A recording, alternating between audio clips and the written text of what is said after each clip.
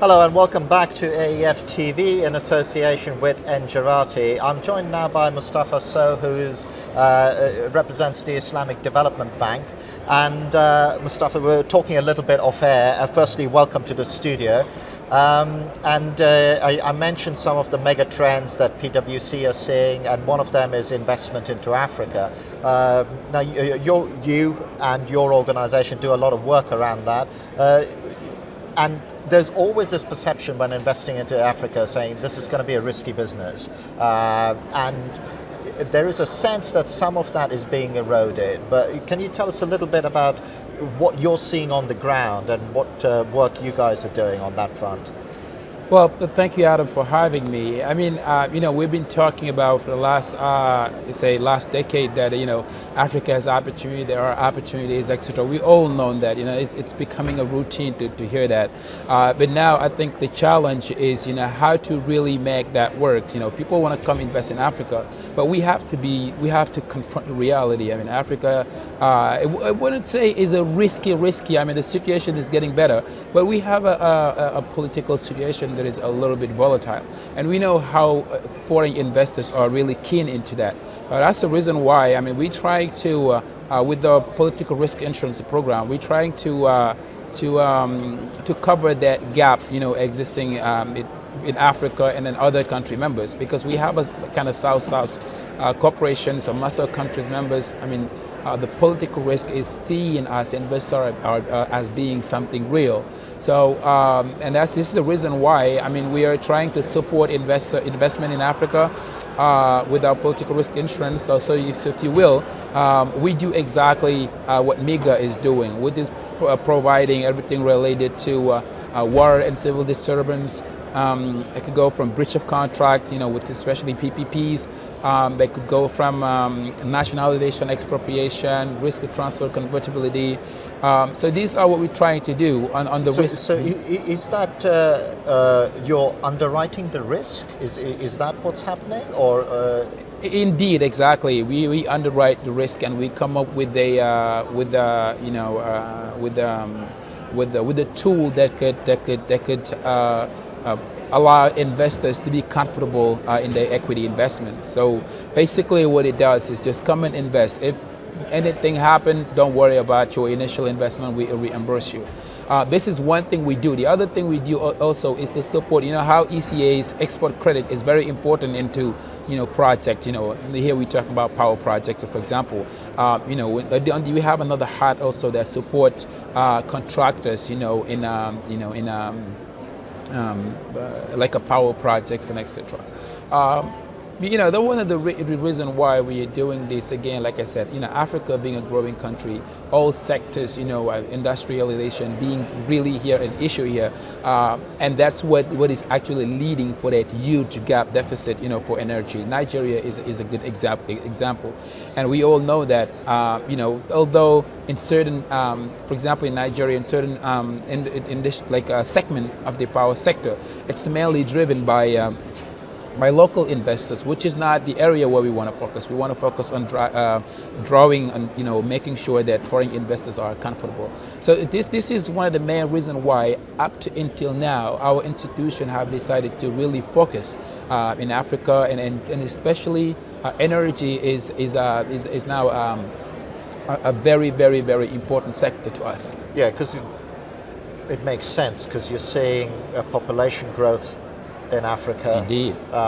You're seeing urbanization to a degree, and that brings its own Indeed. challenges. Indeed. I mean, how do you? So, I suppose it's very easy to say, "Oh, we underwrite the investment," and that's a very simple statement. But do you see that there is a will on a more macro political level to sort of say, look, we really have to sort this out and create a more stable environment, otherwise we aren't going to get any of this stuff, no matter what good works an organization like yours does. I mean, if you think about it, if we go back just a little bit, I mean, Africa used to be a country in which area in Africa, almost every single month you'll hear like a coup d'etat or anything like that. It has been something very, very, very common. But we have to also realize that perception is now being changed, because I'm not saying there's no coup d'etat. I'm not saying that there's no civil war. The volume or the velocity of that news exactly is reducing, because reduced. we are seeing now young generation. For example, if you see in many countries in Africa, newly elected president are so what we call born after independence. So their perception is very different, and the more and more we are seeing in African countries setting up, like you said, 2-term mandate. Like you stay for 5 years, an additional 5, and after that you have to go. And the more and more it has been respected. Of course, don't get me wrong. In any group at any, there will always be exception. There's exactly. outlier, but yeah. no, I mean the trend is changing. People are now being more educated, and I personally think that education is the key. It's the more the population is being educated, the easier it could be. Easier it could be for them to basically say, hey, listen, this is not what we want. This is because we used to be submissive, right? And when you were educated, you tend to take what your ownership, because it's at the end of the day, it's your future. When you spend a lot of money on education, a lot of time, you just want to make sure that time and money is not waste, right? And we know how influential government decision is on a population like Africa. So no, I mean, to be honest with you, I mean, investment in Africa is some investors are being now more comfortable, but like I said, we have to face the reality and say, hey, listen, there is a gap, there is a comfort, so to speak. We need to walk them through. That's the reason why, in fact, if you've seen back in the day, people used to take, for a political risk insurance a longer term. But now people are taking more and more shorter term, right? Because they just want to make sure that, by the time they just get a good return on equity, basically, just make sure that investment is safe. Not really necessary to take the same duration of the contract, which could be sometime 20, 25 years. Here, what we see often with people will come, they say, I just need to secure my investment for like 5 years. And I think this is something that could explain, like I just said, that trend. And yeah, we are willing to be there and then support that. Well, you raise a very interesting point, which is that social point, where, and again, there are more and more reports and documentaries about the level of education, and not just the level of education in isolated pockets, but far-fetched, and these kids want different things, out of life, and that has to be a great push towards the sort of, when I see those great pictures of.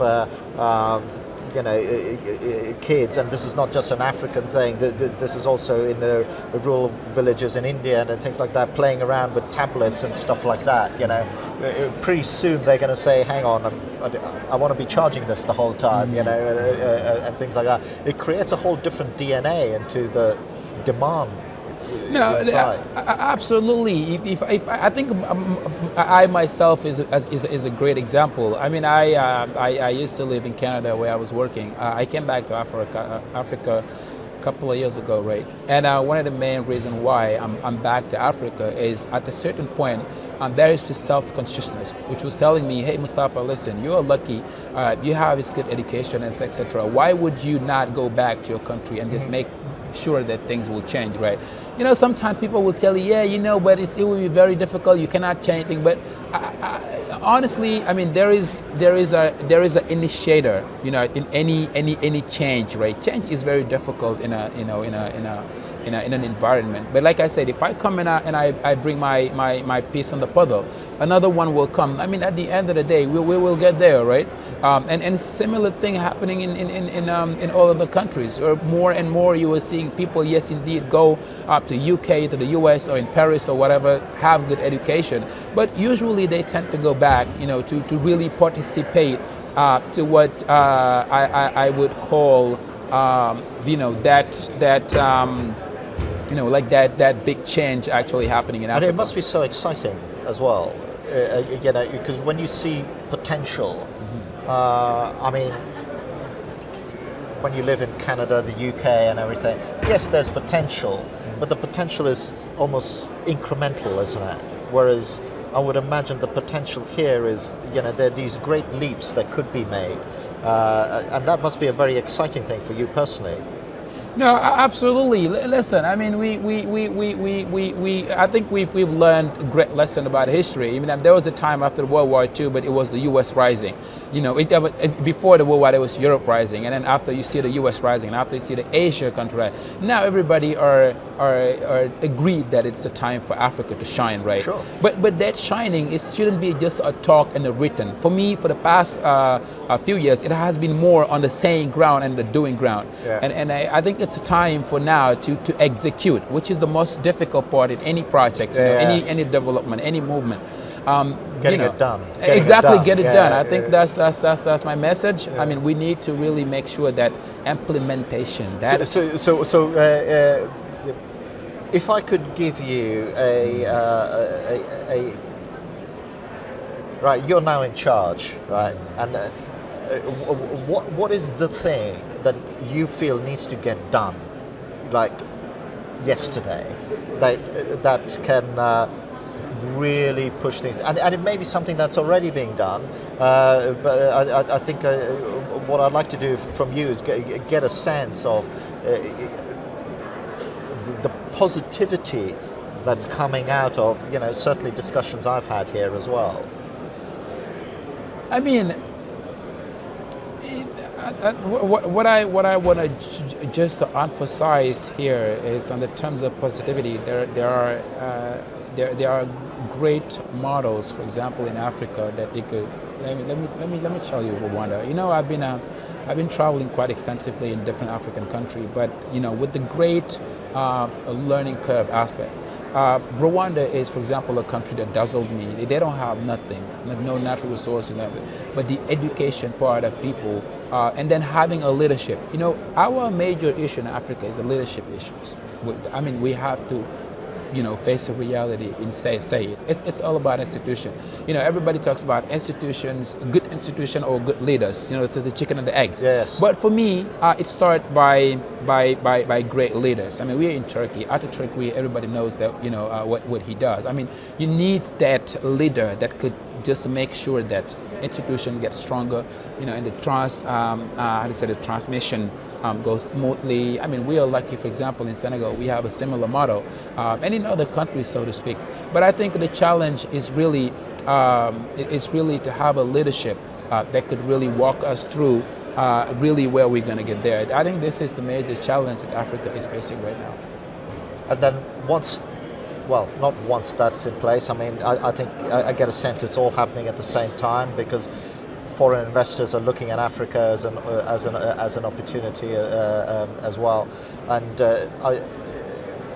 just as we're coming to the end of our time, and the final question to you is, where do you see the most investment going into Africa at the moment? Because again, what I get a sense of is that the sort of southern part of Africa is getting the lion's share of the talk, and I don't mean South Africa with that. I mean, that region, and that there is this swathe in the middle where, and again, this may be naive, so please correct me, where there's not that much going on, where there could be more of an impetus. I think in terms of investment flow in Africa, I think the three major sectors will be agriculture. Not even agriculture, even if the three, I will put it on the last. But I think energy, infrastructure, and agriculture. They are the three. I mean, independently. Like for example, if you take Nigeria, who is now becoming the #1 economy, their major issue is energy. So that obviously, investors coming in, there's a huge opportunity in this. So yes, indeed, energy is, I would say for me, is primary. The primary, and I mean, it's critical. If you invest in agriculture and you don't have the energy to transform, to industrial, I mean, it's not gonna fly. Infrastructure, the same thing. We need energy. So I mean, I could understand the role that energy is playing there, but no, I mean. Yes, indeed, energy is actually a very, very, very, very, in terms of investment flow, is a very representative sector for investment coming to Africa. Good. Thank you very much for your time. I've enjoyed talking to you in the midst of all the tannoys, so you can tell we're doing this live, and that was a particularly bad one. So I hope you enjoyed the interview, and thank you as well for watching. Thank you so much, Adam. Thank you. Thanks.